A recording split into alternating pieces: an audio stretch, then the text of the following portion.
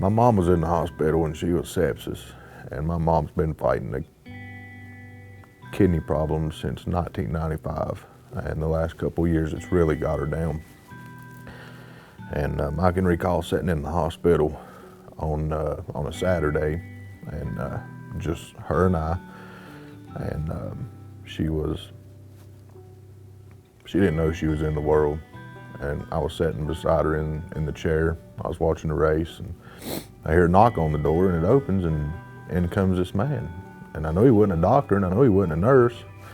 And I think he says, "Is this Miss Griffith?" I said, "Yes." I said, "That's my mom." And he walks over and he sticks his hand out and shakes my hand, and he introduces himself as Gary from Highlands Fellowship. And I said, "Cool." I said, "That's where we go."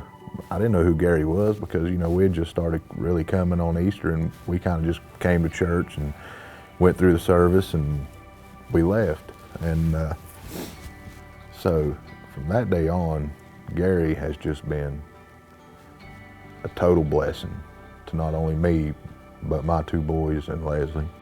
I feel like God has blessed my family so much since that day Gary showed up at the hospital to pray for my mom and I. And it just shows you, how God can reach out and say, not only was he coming to pray for my mom that day, but he touched me. I can see that Leslie and I's relationship has been better the last year than it's ever been.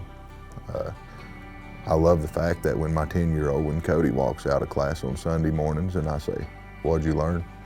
he can say a Bible verse. I love that Cole gets excited to give us his picture that he colored in his class. In the early summer when the church had the lake baptism, Cody and I were baptized together. And that's a day that I'll never forget. When I get out of my vehicle on Sunday mornings and I walk up to the door, there's a man standing there waiting to shake my hand.